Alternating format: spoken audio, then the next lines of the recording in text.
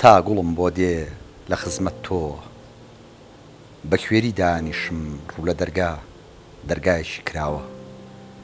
بەسەر ئەڵقەڕێزی ژەنگرتووی ساڵە داخراوەکانە پشت لە وێنەی گەنجێتی خۆم بەقەد دیوارە خۆڵە مێشەکەوە فزەم لە دەم نایەتە دەر تا گوڵم بۆ دێ لە خزمەت تۆ خۆم بە خەیاڵێکەوە سەرقاڵ کردووە کەس بە پوولێ نایکڕێ خۆم بە شتێکەوە گرتووە کاڵفامی نەبێ هیچی تری لێشین ناوێ دەست لەو ئاوریشمی خەیاڵ و خۆشەڵ ناگرم تا گوڵم بۆ دێ لە خزمەت تۆوە هەر بۆ دڵنەوایی نەورەس دەڵێم دەریا جوانە بۆ کات لە پێکردن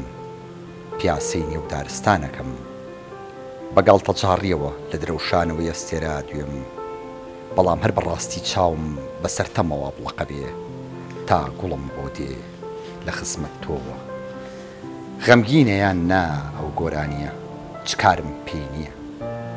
دەمباتە سەر کوێ ئەم ڕاستە شەقامە کێشە نییە لە هەر شوێنێ بێلا دەدەم گرنگەوەی لە جێیەک چاوەڕێ بم تا گوڵم بۆ دێ لە خزمەت تۆ تەکلیفی باران ناشێنم بە ڕۆحێکی تەنکەوە چمە ناوەڕاستی کۆڵان و بەدەم گەمەکردنەوە خوتوکەی دڵۆپەکانیم لەگەڵ باریندا بە نازێکەوە ڕاوم دەنێ ڕادەکەم تەڕ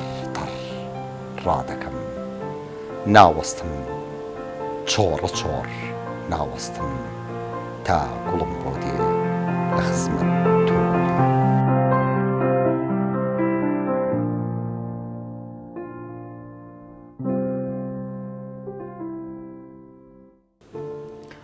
سپێدەیەکی ڕەنگپەڕی و نوێترین دیوانی شاعیری ئەوین بەرزان هەستیارە و لەسەر ئەرکی کەناڵی تەلەڤیزیۆنی سلێمانی لە چاپ دراوە. ئەم دیوانەی بەرزان هەستیار 20 شێعر لە خۆ دەگرێ و با تیراژی 1000 دانان لە چاپخانەی هەژاری موکریانی لە چاپ دراوە. بەرزان هەستیار یەکێک لە شاعیرە دیارەکانی دەیەی هەشتاکانی سەدەی ڕابردووە و شێعری بۆ ئەوین و سروشت و نیشتیمان نووسیوە. ئەو هاتوو سەر لە نوێ بەرگی بەبەر ئەویندا کرد و سروشتی با فۆرمێکی تر وێنا کرد.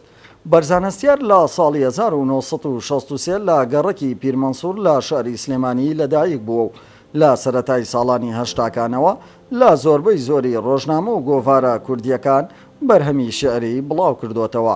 لە ژیانی نووسینیدا خاوەنی چەندین دیوانە شێعرە لەوانە نەوەیەک پیرە منداڵ ساڵی 2000 چاپ کراوە، بەتەنیشت فەنابوونەوە ساڵی 2005 چاپ کراوە، قەسیدەی ساڵێک لە نیگەرانی ساڵی 2008 چاپ کراوە، هەروەها گوناهەکانی دڵنیایی و من خەوندام ئەگیرسێنێ و پیر ئەبین کەسەکەم لە دیوانەکانی تری بەرزان هەستیارن. سپێدەیەکی ڕەنگپەڕی و دوایین دیوانی بەرزان هەستیارە و لا بەڕێوبەرایەتی گشتی کتێبخانە گشتیەکان ژمارەی سپاردنی 1660 ساڵی 2021 پێدراوە.